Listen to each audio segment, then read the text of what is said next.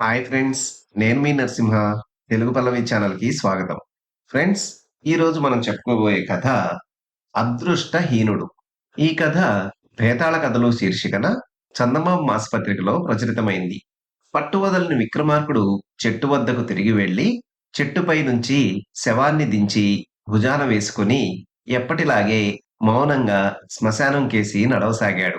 అప్పుడు శవంలోని భేతాళుడు, రాజా, నీవు ఏ మహాపరాధం చేసిన కారణం చేత ఈ నిశరాత్రి వేళ ఇలా శ్రమిస్తున్నావో నాకు తెలియదు. కానీ ప్రపంచంలో కొందరు అదృష్టహీనులు ఏ తప్పు చేయకుండానే క్రూరమైన శిక్షలు అనుభవిస్తారు. ఇందుకు తార్కాణంగా సాకేతుడనేవాడి కథ చెబుతాను, సావధానంగా విను అంటూ ఇలా చెప్పసాగాడు. ఉసీనర దేశంలో సాకేతుడనేవాడు కసాయిగా జీవించేవాడు. వాడి వద్ద మేలైన గొర్రె మాంసం దొరికేది. అందుచేత చుట్టుపక్కల చాలా దూరం నుంచి కూడా ప్రజలు వాడి వద్ద మాంసం కొనుక్కుపోయేవారు. గొర్రెల పెంపకంలో గూడా నిపుణుడు కావడం చేత వాడికి మంచి పేరు, డబ్బు కూడా లభించాయి. ఇలా ఉండగా ఒకనాడొక ముసలివాడు సాకేతుడి వద్ద మాంసం కొని సరికొత్త వెండి నాణెం ఇచ్చి వెళ్ళాడు. సాకేతుడు ఆ నాణెం చూసి ముచ్చటపడి దాన్ని వేరే ఒక సంచీలో వేశాడు. అది మొదలు ప్రతిరోజు ఆ ముసలివాడు ఒక కొత్త వెండి నాణెం ఇచ్చి సాకేతుడి వద్ద మాంసం కొనుక్కుపోతూ వచ్చాడు. కొంతకాలం గడిచింది. సాకేతుడి వద్ద ధనికులు ఏటా పందెపు పొటేళ్లను కొనడం అలవాటు. సంక్రాంతి పండుగ ఇంకా కొద్ది మాసాలు ఉందనంగా సాకేతుడు గ్రామాల వెంట తిరిగి మంచి పొటేళ్లను ఏరి కొనుక్కొచ్చి వాటికి తగిన తిండి పెట్టి పందాలకు తయారు చేసి వాటిని మంచి ధర ఇచ్చిన వారికి అమ్ముతుండేవాడు. ఈసారి అతనికి పొటేళ్ల బేరం మీద బయలుదేరాలనిపించి తాను ప్రత్యేకంగా దాచి ఉంచిన నాణేలు ఎంచుదామని సంచి తీశాడు. అందులో చెయ్యి పెట్టి అతను గుప్పెడు నాణేలు పైకి తీశాడు. కానీ అతని గుప్పిట్లోకి వచ్చినవి నాణేలు కావు, చిల్ల పెంకులు.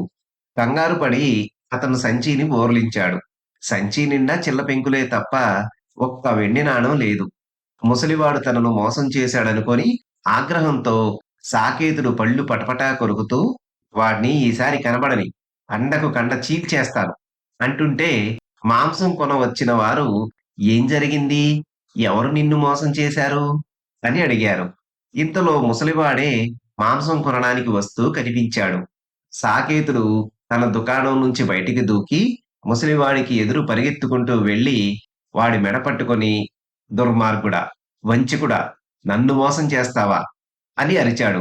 అందరినీ కేకవేశాడు. ముసలివాడు రహస్యంగా, నోరు మూసుకో, నా మీద నింద వేశావంటే నిన్ను సర్వనాశనం చేయగలను అన్నాడు. సాకేతుడు ఆవేశంతో ముసలివాడి మాటలు లెక్కపెట్టక, నన్ను ఏం చేయగలవురా మాయదారివాడా అని మరింత గట్టిగా అరిచాడు. ముసలివాడు గొంతెత్తి అందరికీ వినిపించేలాగా, నీ రహస్యం నాకు తెలిసిపోయింది. అందరికీ చెప్పకుండా మాన్తాననుకుంటున్నావా? అయ్యా, చూడండి, ఈ నిర్భాగ్యుడు మనందర్నీ మభ్యపెట్టి గొర్రె మాంసమని చెప్పి శవాల మాంసం ఇస్తున్నాడు. ఈ క్షణానే వీడి ఇంట మనిషి శవం ఉన్నది అన్నాడు. అబద్ధం, పచ్చి అబద్ధం. నీ మాట రుజువు చెయ్యి అన్నాడు సాకేతుడు. రుజువు చేయక ఊరుకుంటానా? నీ రహస్యం 10 మందికి తెలియవద్దా? పద, నీ ఇంటికి నడు అంటూ ముసలివాడు 10 మందిని వెంటబెట్టుకొని సాకేతుడి ఇంటికి బయలుదేరాడు. వాడి ఇంటి వెనుక గదిలో గోడకు చేరబెట్టి ఒక మనిషి కళేబరం ఉన్నది. ఆ ముసలివాడు శక్తిగల మాంత్రికుడు. ఆ సంగతి ఎవరికీ తెలియదు. దాన్ని చూడగానే సాకేతుడు కేవలం ఆశ్చర్యపోయాడే గాని మిగిలిన వాళ్ళంతా ఆగ్రహావేశం చెందారు. అందరూ అతని పైన పడి చావ చితకపుడిచారు. సాకేతుడు స్పృహ తప్పి పడిపోయాక అతని దుకాణంలో ఉన్న మాంసమంతా మట్టిలో తొక్కేశారు. ఆ దుమ్మిలో సాకేతుడికి ప్రాణం పోలేదన్న మాటే గాని ఎడమ కన్ను కాస్త పోయింది. అతను స్పృహ తెలిసి లేచేటప్పటికి చుట్టుపక్కల ఎవరూ లేరు. అతనికుండిన ఇల్లు, డబ్బు సమస్తము పోయింది. ఇక ఆ దేశంలో తాను బతకలేనని తెలుసుకొని సాకేతుడు మరొక దేశం వెళ్లి అక్కడ చెప్పులు కుట్టే పని చేసుకుంటూ ఏదో విధంగా కాలక్షేపం చేయసాగాడు. అభ్యాసం అంతగా లేకపోయినా కుల విద్యే గనక అతను కాస్త మంచి పేరు తెచ్చుకొని పైకి వస్తుండగా మరొక దుర్ఘటన జరిగింది.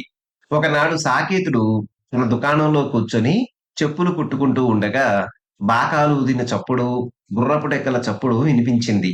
అదేమిటో వింత చూద్దామని సాకేతుడు దుకాణం బయటికి వచ్చేసరికి ఆ దేశపు రాజు సపరివారంగా వేటకు బయలుదేరి అటుగా వస్తూ కనిపించాడు.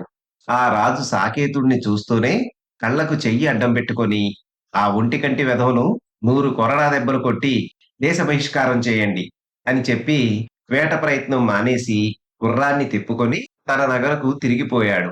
వెంటనే రాజభటులు సాకేతుణ్ణి పట్టుకొని వీపు మీద, కాళ్ళ మీద కొరడాలతో కొట్టి "దేశం విడిచిపో, లేకపోతే నీకు మరణదండన పడుతుంది" అన్నారు. "అయ్యా! ఇంతకు నేను చేసిన మహాపచారం ఏమిటి?" అని సాకేతుడు రాజభటులను అడిగాడు. "ఒంటికంటి వాడు కనిపించడం మా రాజుగారు పెద్ద దుశ్శకునంగా భావిస్తారు. అందులోనూ ఎడమ కన్ను గుడ్డిదైతే ఆయన అస్సలు సహించరు" అని రాజభటులు సాకేతుడికి చెప్పారు. రాజాజ్ఞ ప్రకారం సాకేతుడు ఆ దేశం విడిచి మరొక దేశం వెళ్లి అక్కడ ఒక మారుమూల ఇల్లు చూసుకొని నివసించసాగాడు. అతను ఇల్లు కదిలి ఎక్కడికి వెళ్ళేవాడు కాదు. తల ఎత్తి ఎవ్వరినీ చూసేవాడు కాదు. ఇట్లా కొన్నాళ్లు గడిపినాక అతనికి ఊపిరాడనట్టయింది. కాస్త 10 మంది మధ్యకు వెళ్లి స్వేచ్ఛగా గాలి పీల్చి ప్రపంచం కేసి ఒకసారి చూడాలన్న తహతహ అతనిలో పెరిగింది. అందుచేత ఒక రాత్రి సాకేతుడు తల మీదుగా ఒక దుప్పటి కప్పుకొని వీధుల వెంట బయలుదేరాడు. అతను కొంత దూరం వెళ్ళాక వెనక నుంచి గుర్రపు డెక్కల చప్పుడు వినిపించింది. ఆ చప్పుడు వినగానే అతనికి మతి తప్పిపోయినట్టయింది. ఏ రాజభటులో వెంట తరుముకొస్తున్నట్టుగా అతను కాలి బలం కొద్దీ పరిగెత్తుతూ సందుల వెంట, గొందుల వెంట పడిపోయి ఒక ఇంటి వాకిలి తలుపు తోశాడు. తలుపు తెరుచుకున్నది. లోపల అంధకారపూరితమైన గొంది కనిపించింది. ఒక గడియసేపు ఆ చీకట్లో దాగి ఉండి, తర్వాత నిమ్మళంగా ఇంటికి చేరుకుందామనుకున్నాడు సాకేతుడు. కానీ అతను చీకట్లోకి ప్రవేశించి పక్క గోడను ఒదిగి నిలబడిన మరుక్షణం ఇద్దరు మనుషులు అతని పైన పడి, "దొరికావా దుర్మార్గుడా! ఎంతకాలం తప్పించుకు తిరుగుదామనుకున్నావు?" అంటూ అతన్ని పట్టి బంధించారు. సాకేతుడు సగం చచ్చి, "బాబుల్లారా! నేను మీకేం అపకారం చేశాను? నన్నెందుకిట్లా పట్టుకున్నారు?" అని అడిగాడు. "3 రోజుల నుంచి నువ్వు మా యజమానిని చంపే ప్రయత్నంలో కత్తి పట్టుకొని ఆయన్ను వెంబడిస్తూ పట్టుకోవడానికి ప్రయత్నించినప్పుడల్లా తప్పించుకు పారిపోవడంలా అమాయకుల్లా నటించకు" అన్నారా మనుషులు. "మీరెవరో, మీ యజమాని ఎవరో కూడా నాకు తెలియదే" అన్నాడు సాకేతుడు. "నీ అబద్ధాలు నమ్మడానికి మేమేం వెర్రివాళ్ళమనుకున్నావా? మా యజమానిని హత్య చేయడానికి కాకపోతే ఈ ఇంటి సందులోకి ఎందుకు వచ్చి దాక్కున్నావు? నీ దగ్గర కత్తి లేదు" అంటూ ఆ ఇంటి నౌకర్లు సాకేతుణ్ణి వెతగ్గా అతను తోలు కోసుకునే ఉలి దొరికింది. దానితో వాళ్ళ అనుమానం రూఢి అయింది. వాళ్ళు సాకేతుణ్ణి న్యాయాధికారి వద్దకు తీసుకుపోయారు. న్యాయాధికారి సాకేతుణ్ణి పరీక్ష చేయించగా అతను అదివరకే కొరడా దెబ్బల శిక్ష పొందినవాడని తెలిసిపోయింది. అందుచేత అట్టే విచారించవలసిన పని కూడా లేకుండా, "వీడు పాత నేరస్తుడే. 100 కొరడా దెబ్బలు కొట్టి దేశ బహిష్కారం చేయడమే వీడికి శిక్ష" అన్నాడు న్యాయాధికారి. బేతాళుడు ఈ కథ చెప్పి, "రాజా, నిర్దోషి అయిన సాకేతుడు నిక్షేపం లాంటి తన వృత్తిని పోగొట్టుకొని ఎక్కడా తల ఎత్తుకు తిరగడానికి లేని స్థితిలో పడి ప్రపంచానికంతకు శత్రువై పనికిమాలిన వాడై అకారణంగా ఒక శిక్ష తర్వాత మరొక శిక్ష అనుభవించడానికి కారణం ఏమిటి? నా సందేహానికి సమాధానం తెలిసి కూడా చెప్పకపోయావో నీ తల పగిలిపోతుంది" అన్నాడు. దానికి విక్రమార్కుడు, "సాకేతుడికి ఈ కష్టాలు అకారణంగా రాలేదు. అతను బలవద్విరోధం తెచ్చిపెట్టుకున్నాడు. అతను మాంత్రికుడితో విరోధం పెట్టుకున్న క్షణం నుంచి అతనికి ఈ కష్టాలు ఆరంభమయ్యాయి. చిల్ల పెంకులను వెండి నాణాలుగా కనబడేలాగా చేయగల శక్తి ఉన్నవాడని తెలిసినప్పుడు మాంత్రికుడు చేసిన మోసానికి ప్రతిక్రియ ఎలా చేయాలో ఆలోచించి ఉండవలసింది. సాకేతుడు అలా చేయక తొందరపడి ఆ మాంత్రికుడిపై చేయి చేసుకున్నాడు. ఒకసారి భ్రష్టుడైన వాడికి వికాసం ఉండదు. స్థానబలం లేని సాకేతుడికి ప్రతి చిన్న సంకటము పెద్ద ఆపదగా పరిణమించింది. స్థానబలం ఉన్నవాడైతే అతనికి అన్ని శిక్షలు పడి ఉండకపోవచ్చును" అన్నాడు. రాజుకి ఈ విధంగా మౌనభంగం కలగ్గానే బేతాళుడు శవంతో సహా మాయమై తిరిగి చెట్టెక్కాడు. చూశారు కదా ఫ్రెండ్స్! ఇది ఈరోజు కథ. మరొక మంచి కథతో తదుపరి వీడియోలో కలుసుకుందాం. ధన్యవాదాలు.